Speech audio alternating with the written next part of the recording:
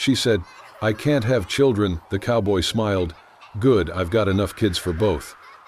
Wyoming, 1886. The last light of summer drifted across the wide valley, laying a golden sheen over the dust and sage. The wind carried the dry scent of horses and hay, whispering through the fences that ringed the Bennett Ranch. Out on the edge of town, people spoke softly about this place. "That's where the quiet man lives, the one with all the little ones." Not. Annabeth Coyle stood at the wooden gate, her gloved hands clasped tightly in front of her. Her dress was plain cotton, travel-worn, the color of earth after rain. She had the look of someone who had seen sorrow and refused to let it undo her. At 28, she carried herself with quiet grace and the faint, stubborn light of hope. The door opened, and Colt Bennett filled the frame. He was tall, shoulders broad from years of labor, skin weathered bronze by sun and dust. His gaze was steady, calm, but not cold. He said nothing for a moment, studying her as though measuring truth itself. Annabeth straightened her posture. "Mr. Bennett," she began softly, "I was told you have children here. I'm a teacher. I came to offer lessons, reading, writing, numbers, if you'd allow it." Colt leaned one shoulder against the doorframe. His tone was even. "You ever had children of your own?" The question caught her breath short. The truth pressed like a stone behind her ribs. After a pause, she answered quietly, "I cannot have children, but I will raise them with the love of a mother." For a long moment, there was no sound but the creak of wood and the wind outside. Then, Colt's expression shifted. Something softened. He gave a small, wry smile that wasn't pity, only plain acceptance. "Good," he said at last. "I've got enough kids for both." He stepped aside and motioned her to follow. They crossed the yard toward the corrals, sunlight flaring off the tin roof of the barn. "Eli," he called. A boy of about 10 turned, sturdy and sharp-eyed. Beside him, a smaller boy, Finn, maybe 5 or 6, tried to copy his brother's stance, nearly tripping over his own boots. 2 girls played near a bucket, Nora, a gentle-faced child of 7, and tiny Lottie, just 3, clutching a wooden doll with missing buttons for eyes. The children stopped their play and stared at Annabeth with the open curiosity of those not yet taught to hide it. Then, as if satisfied, they returned to their laughter and their dust-covered games. Colt watched them for a moment, pride tucked quietly beneath his calm. "You can teach them in the parlor," he said. "The oldest is headstrong. The youngest, she walks in her sleep sometimes." Annabeth smiled faintly. "They're beautiful," she said, meaning it. Then, hesitantly, "They're all yours." Colt's gaze followed the children. His reply came low, almost thoughtful. "Enough to call them my own." She nodded, accepting it as truth. There was a tenderness in the way he looked at them that needed no further explanation. When the day waned, Colt showed her to a small room beside the kitchen. The walls were plain wood, the bed narrow but clean. A lamp flickered weakly on the table, and beside it hung a half-finished knitted shawl, soft, child-sized, still waiting for the next row of stitches. Annabeth set her satchel down, fingers brushing the yarn. She could almost feel the warmth of small hands that once touched it. She stepped out to the porch for air. The world had turned lavender with dusk. Across the yard, she saw Colt carrying little Lottie in his arms. He moved with surprising gentleness, setting the child in a cot near the barn window. He pulled the blanket to her chin, brushed her hair aside, and stood there a moment longer than he needed to. Annabeth watched, the fading light catching the shine of his hair. Her voice came in a whisper only the wind could keep. "If there's a father like that, no child would ever have to wonder who they are." And as night drew its calm veil over the land, something quiet but certain stirred in her chest. For the first time in years, she felt the faint pulse of belonging, not because she could give life, but because, perhaps here, she could give love, and be allowed to stay. The first morning at Bennett Ranch began with silence. Annabeth rose early, the sky still pale above the ridgelines. A kettle already hissed on the stove, and beside it, Someone had left a bottle of warmed milk wrapped in cloth. No note, no explanation, just thoughtfulness made visible. The children eyed her at breakfast, curious but cautious. They whispered to each other, and when she tried to join, they scattered like quail. But their eyes followed her, wide and waiting. She did not push. She watched where they played, how they moved. By noon, she had smoothed out a space in the dirt with a stick, drawing letters and shapes. She hummed old tunes while showing them how C curled like a cat's tail, how S slithered like a snake. By the second afternoon, they started sitting nearby. By the third, they were tracing letters with their own fingers. Colt never commented, but he passed through the parlor each day, nodding once when he saw them sitting still. He was not a man of smiles, but there was something gentler in the way he moved when they were near. Lottie, the smallest, had a habit of wandering at night. Twice, Annabeth found her standing at the foot of the stairs, eyes half closed, lips murmuring a song no one had taught her. Each time, Annabeth lifted her gently, carried her back, and settled her beneath the blankets. She never woke fully. One night, Annabeth sat beside her cot and sang an old lullaby from her childhood. Lottie's hand curled around her finger like a promise. The moment stayed with her longer than sleep. On the fourth morning, as sunlight spilled into the kitchen, Finn wandered in with one boot on backwards and a shirt buttoned wrong. He gave her a lopsided grin. She helped him fix the buttons, then let him show her the new word he had spelled with pebbles near the well. Tree. She clapped. He beamed. The house breathed differently with her in it. She learned to read their rhythms, how Nora twirled her braid when nervous, how Eli lingered at the edge of every conversation like a shadow waiting to speak, how they looked to Colt when unsure, and how he answered more with nods than words. One afternoon she found herself scrubbing tin plates by the pump. The children were down by the stream, skipping rocks. She turned toward the porch and stopped. Colt was sitting near the door with a needle in hand, his fingers thick and clumsy over a torn sleeve. The shirt belonged to Finn. She recognized the green checked pattern. He pricked his thumb, muttered, then tried again. She said nothing, just watched. He looked up once, caught her eyes, then glanced down again. "He likes this one," he murmured. She nodded. "It suits him." He did not smile, but he kept sewing. Later that night, after the children had gone to bed, Annabeth stepped outside to clear her head. The moon hung low, soft over the hills. She heard Colt's boots behind her. "You're good with them," he said. She looked out toward the barn. "They make it easy." He folded his arms. "Not always." Annabeth glanced back toward the house, where 4 small lives slept safely. She whispered, "No, not always, but worth it." He nodded once. That was all. Inside, the fire crackled low, and the shawl by her bed waited, still unfinished. But the house no longer felt like a stranger's. It felt lived in, and, slowly, it began to feel like hers too. Wyoming, late summer. The air was thick with heat and the smell of horses. The children played near the west fence, laughter, clattering boots, the rustle of dry grass. Annabeth was sorting books by the parlor window when a sharp cry sliced through the quiet. "Colt!" She rushed outside. Nora lay at the foot of the paddock fence, clutching her arm, her face pale with pain. Colt was already there, his voice frantic and unfamiliar. "I told her, God, don't move, Nora, don't move." She dropped to her knees beside them. "Let me see." The girl's arm was bent wrong, bone or joint, she didn't know yet, but Nora was trembling, biting her lip hard enough to draw blood. Colt's hands hovered in the air.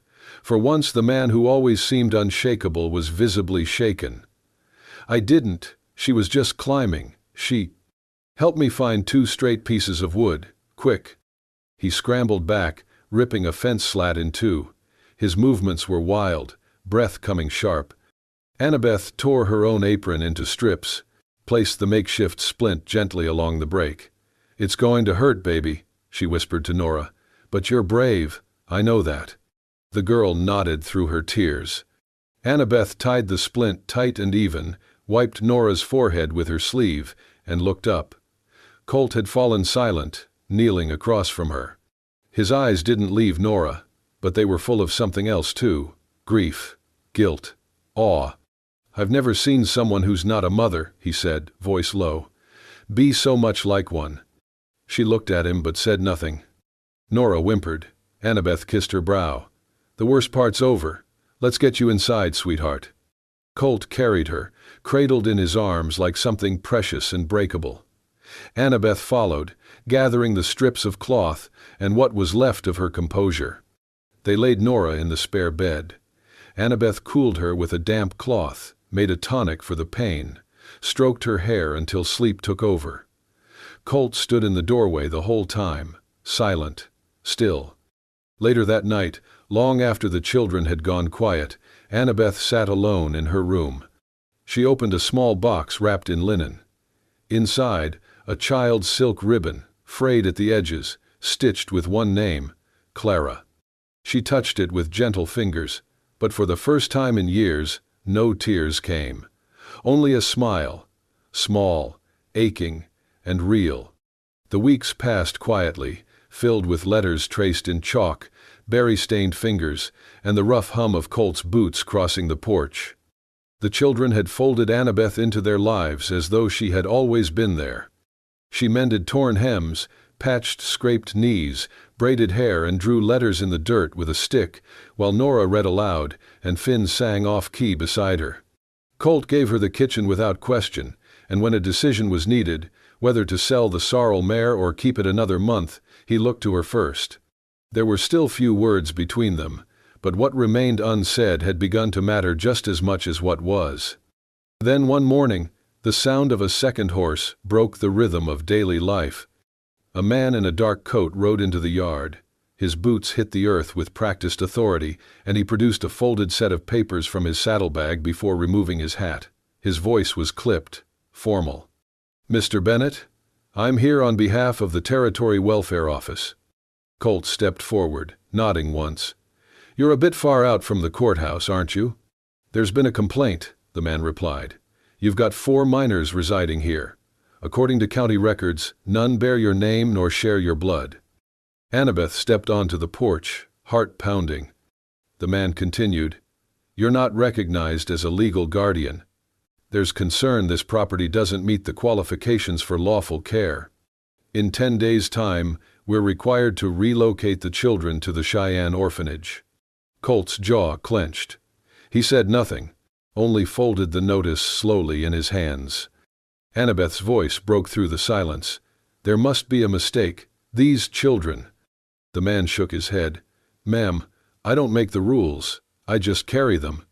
When he rode off, dust trailing behind like smoke, the yard felt hollow. That night, Annabeth found Colt sitting alone on the porch, the children already tucked in.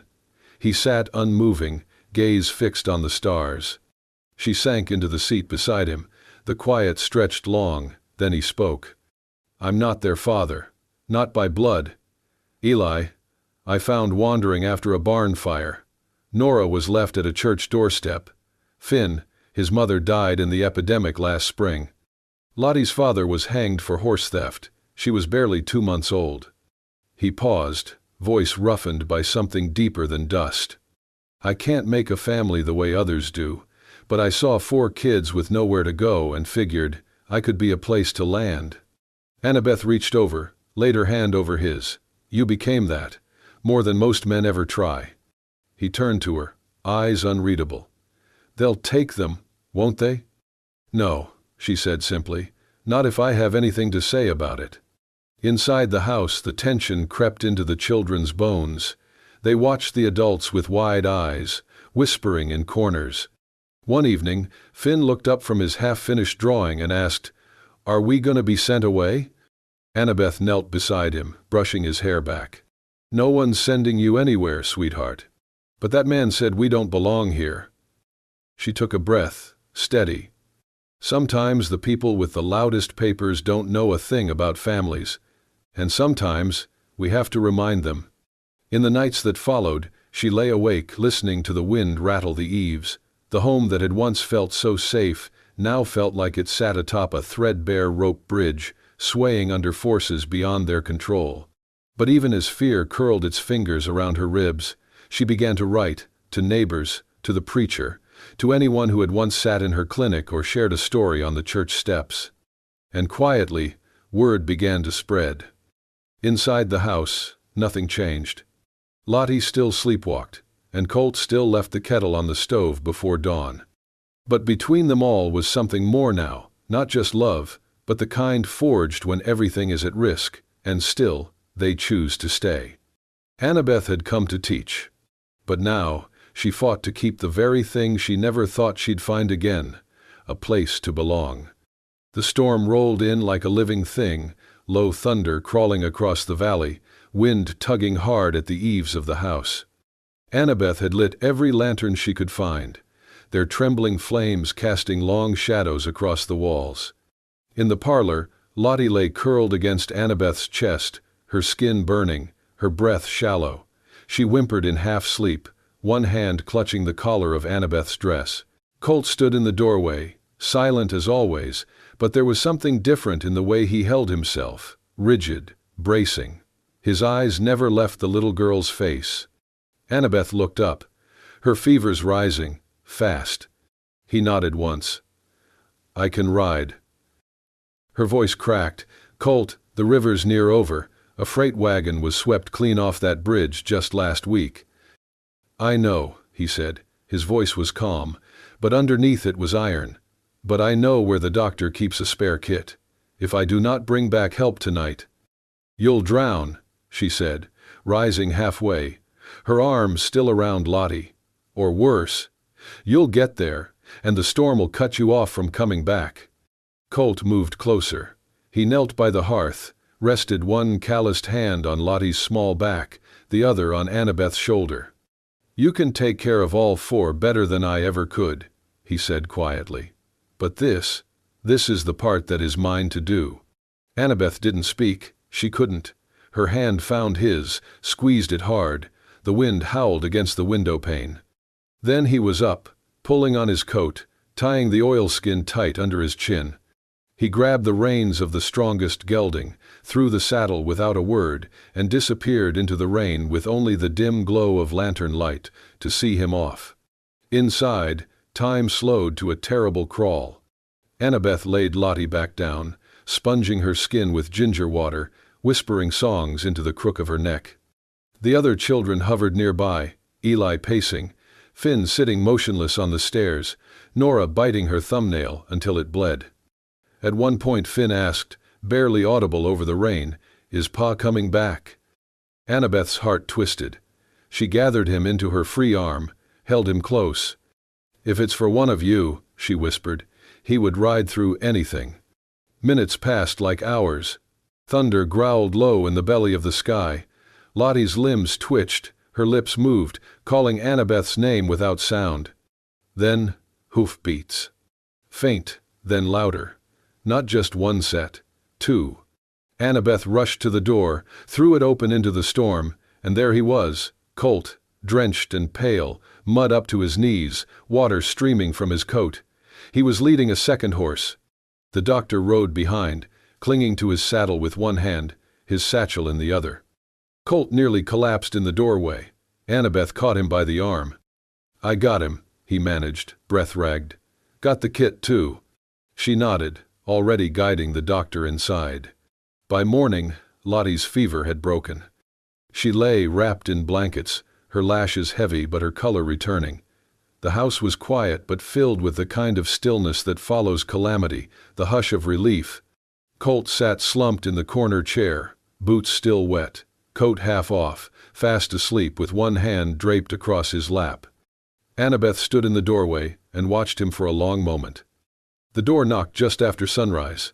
Two men from the county stood there, hats in hand, boots clean. One held a sealed envelope. "We've received confirmation," the man said. "Your petition's been reviewed. Community testimony came in strong. And the letter," he paused, glancing at Annabeth. "From Miss Coyle, that sealed it." He passed her the letter. "The removal order is rescinded pending final approval. The children may stay." Behind her, footsteps padded across the wooden floor. Finn had heard. "Are we staying?" he asked. Annabeth crouched to his level and smiled, tears in her eyes. "Yes, sweetheart, you're home." And somewhere behind them, Colt stirred awake, and for the first time in a long while, let himself believe it was true. The storm had passed, but its echo lingered, in the creak of the porch floorboards, in the way the wind now felt gentler, kinder. A week later, the letter arrived. It came sealed in an official envelope with the county stamp, the kind of letter that used to bring fear. This time, Colt opened it with steady fingers, but as he read, his hands began to tremble. "They approved it," he murmured, barely above a whisper. "It's done." Annabeth stepped closer. "What does it say exactly?" He handed it to her, but she only glanced down once before her eyes filled. "Legal guardianship confirmed," she read softly. "Colt Bennett, sole provider and protector. Annabeth Coyle, co-caretaker, responsible for education and well-being." The children were already crowding around, sensing something important. Annabeth knelt, pulled them close one by one. "You're staying," she said gently. "No more questions, no more goodbyes. We're a family now." They didn't understand all the words, but they understood the tears in her eyes, and the way Colt stood nearby, one hand resting on Eli's shoulder. That night, they cried not from fear, but from the overwhelming relief of being wanted. In the kitchen, where a batch of cornbread had burned slightly at the edges, where the lamplight flickered soft against the old stone walls, something settled, not just peace, belonging. Days passed quieter, lighter. Colt and Annabeth moved through the house, like two people finally allowed to exhale. He started asking her things, small things at first. "You think we ought to move the crib into the other room? Should we teach Finn his letters first, or numbers?" She answered with a smile, a nod, sometimes a touch on his arm. One night, she invited him to sit at the table. He usually ate on the porch, with his boots half off and his mind elsewhere. But this time he stayed. They ate stew and flatbread. She told a story that made Nora laugh so hard she snorted. Colt looked up, surprised by the sound, then chuckled himself, low and genuine. Later, as he rose to leave, she reached up to fix the collar of his shirt. Her fingers brushed the edge of his jaw, rough with stubble, warm with sun. They froze in that moment. Neither spoke, neither moved, too quickly. One morning, she didn't come down. Colt stood in the kitchen, glancing at the cold stove, the empty kettle. He found her still in bed, exhausted, cheeks flushed, not with fever, but simple weariness. So he tried. He burned the toast, overcooked the eggs, the coffee came out black as night and twice as bitter, but he set it all on the table with care. And beside it, a folded note in his square handwriting. "Everything you do for them, today, let me do for you." When she came downstairs and found it, she didn't speak. Just pressed the note to her chest and closed her eyes for a moment longer than necessary. That night, Annabeth rocked Lottie beside the fire, her small hand resting on the child's curls. Colt stood nearby, silent, watching. "I'm not much for big words," he said after a while, eyes on the flames. "But I was thinking, if you were to stay longer, I think this place might become something good, for all of us, for me too." She didn't answer, not with words.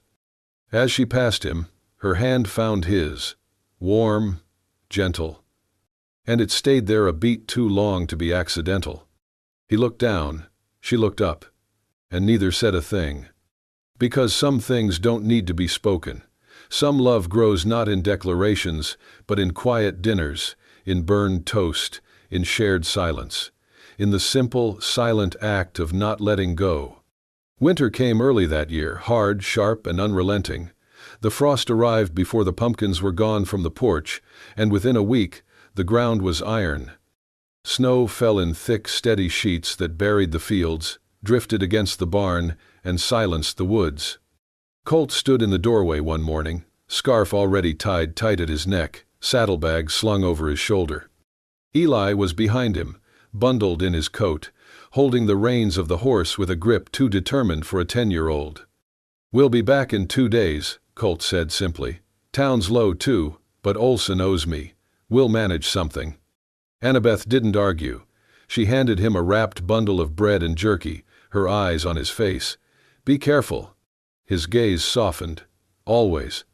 Then they rode off, silhouettes swallowed slowly by the white horizon. The snow didn't stop. By the end of the second day, the wind had turned sharp enough to peel bark. By the third, Annabeth's knuckles bled from chopping wood. The animals were restless.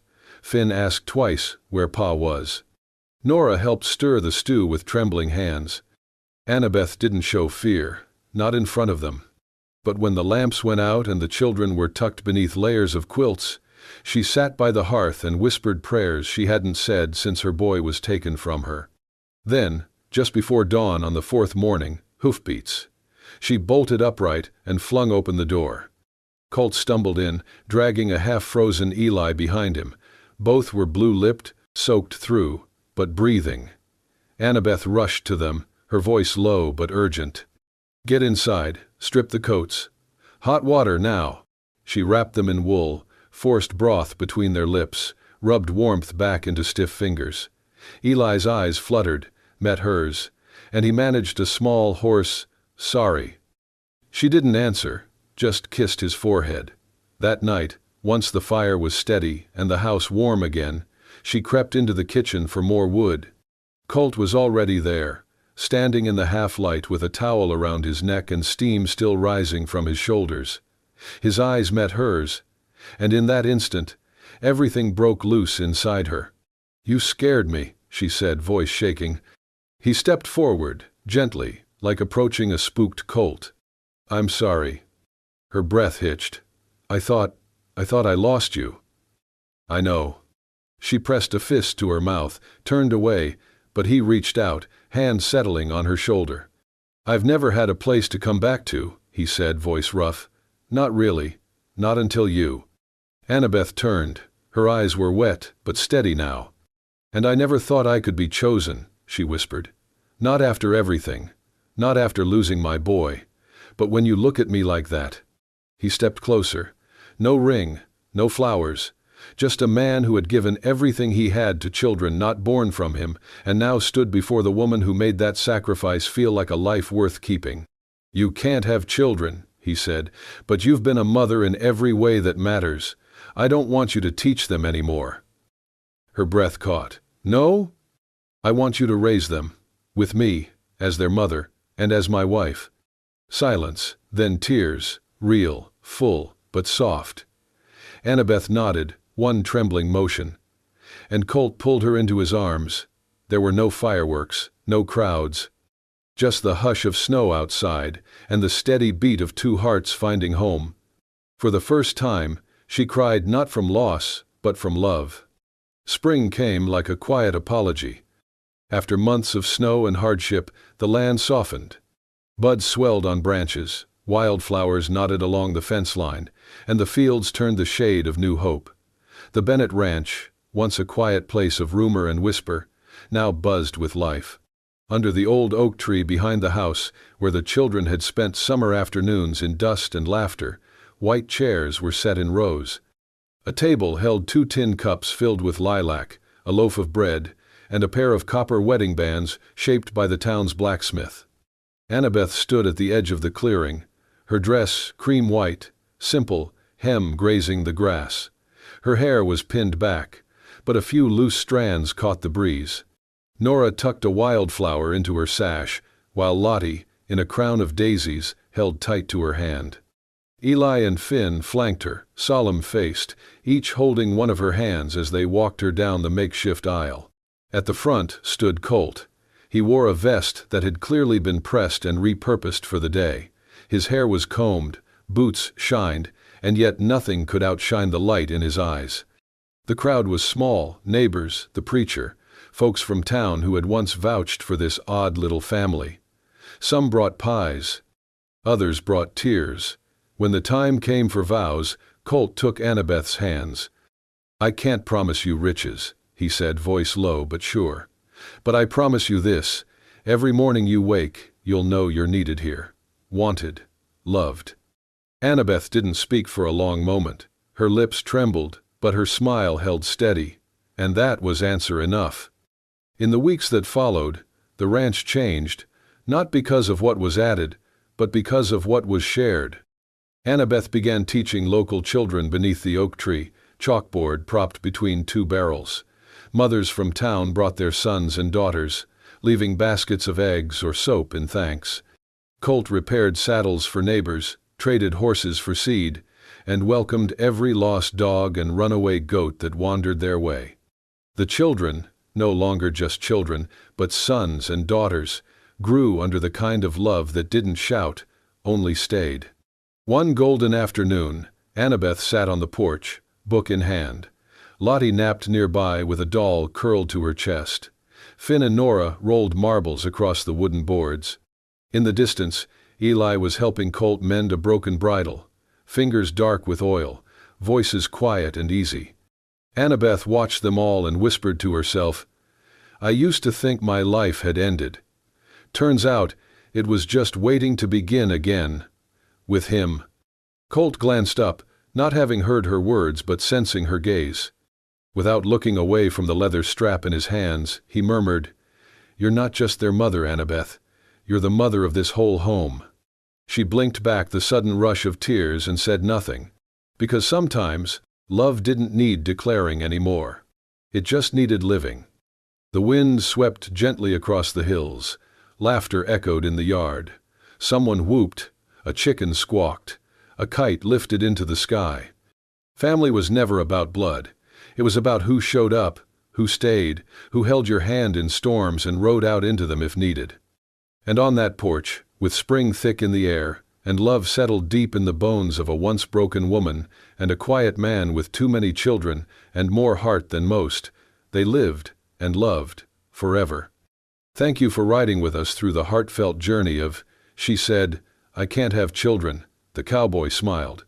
"Good, I've got enough kids for both." If this story touched your heart, if you believe that love doesn't require blood to make a family, only the courage to care and the will to stay, then don't forget to hit that hype button, subscribe to the Wild West Love Stories channel, and share this video with someone who needs a little reminder that home is built with love, not walls. We've got more tender, powerful cowboy romances coming your way. True stories of grit, healing, and second chances under wide-open skies. Until then, ride gently, love deeply, and remember, sometimes the wildest frontiers are the ones inside the heart.